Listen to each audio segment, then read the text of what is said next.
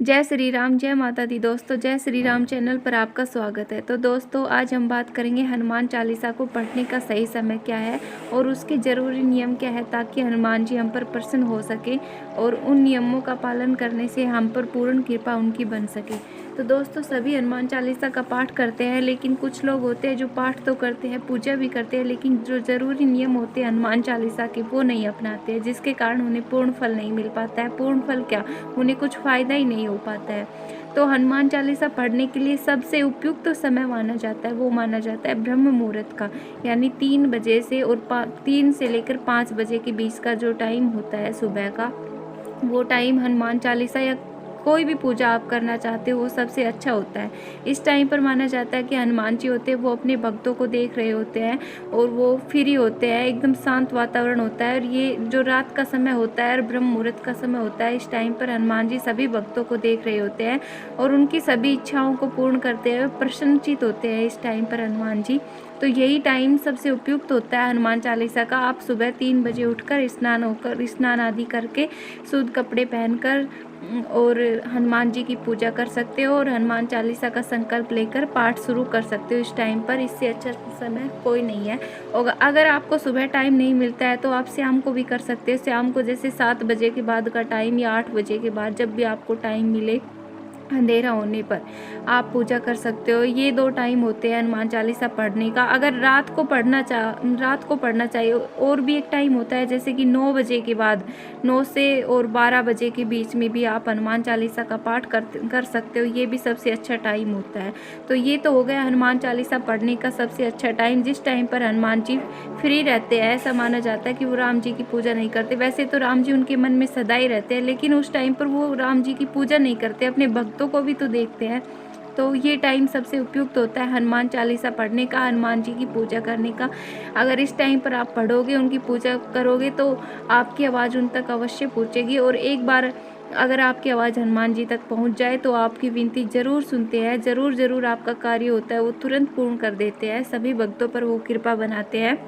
बड़े दयालु है हमारे हनुमान जी। और टाइम के बाद अब कुछ ज़रूरी नियम भी होते हैं जो हमें हनुमान चालीसा के पाठ करते समय अपनाने चाहिए। जैसे कि सबसे पहला नियम तो जो सभी बताते हैं कि ब्रह्मचार्य का नियम होता है। हमें शुद्धता तो अपनानी चाहिए। शरीर और कपड़ों से ही शुद्धता नहीं होती, बल्कि ब्रह्मचार्य का नियम मन से भी शुद्ध होना चाहिए, तभी हमें पूर्ण फल प्राप्त होता है।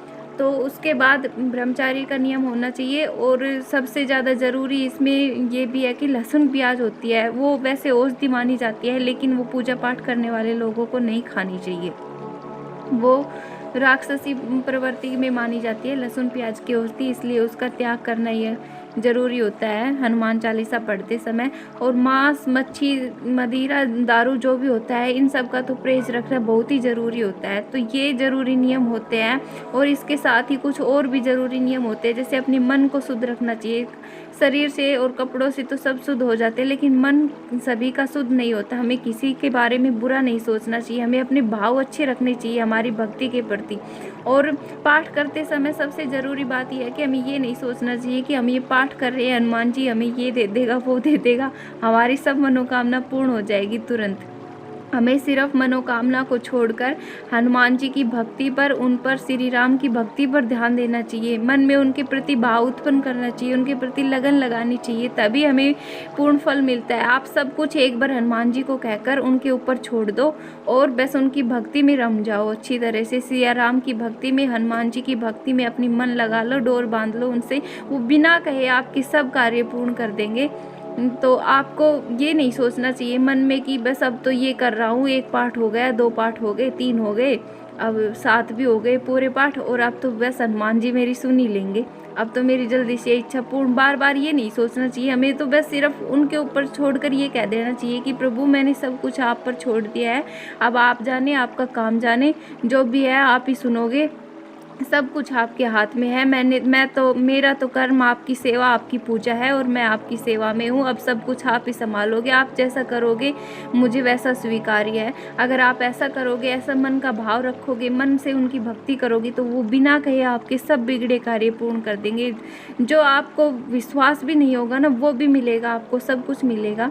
लेकिन भक्ति मन से, भाव से होनी चाहिए और दूसरों के प्रति भी हमें अच्छे भाव रखने चाहिए। सबसे ज़रूरी नियम यही होते हैं हनुमान चालीसा में, क्योंकि जो लोग मन के सच्चे और दिल के अच्छे होते हैं, भगवान उनकी बड़ी जल्दी सुनते हैं। और बस शरीर की शुद्धता के साथ मन की शुद्धता, वस्त्रों की शुद्धता और अच्छे भाव मन में, भक्ति के प्रति भाव, अपने इष्ट के प्रति भाव रखें, तभी हमारी मनोकामना तुरंत पूरी हो जाती है। तो धन्यवाद दोस्तों वीडियो को पूरा देखने के लिए। अगर आपको ऐसी वीडियो और चाहिए और ज़रूरी पूजा पाठ के नियम चाहिए तो मैं अगली वीडियो में आपको बता दूंगी। और ये सब कुछ मैं बता रही हूँ अपने रियल एक्सपीरियंस पर बता रही हूँ, क्योंकि मुझे भी बहुत से अनुभव हुए हैं, तभी मैंने ये जय श्री राम चैनल खोला है। और इसके माध्यम से मैं आपको अपने अनुभव भी ज़रूर शेयर करूँगी टाइम पर। तो प्लीज़ मेरे चैनल को सब्सक्राइब, लाइक एंड शेयर करें। Thank you watching this video.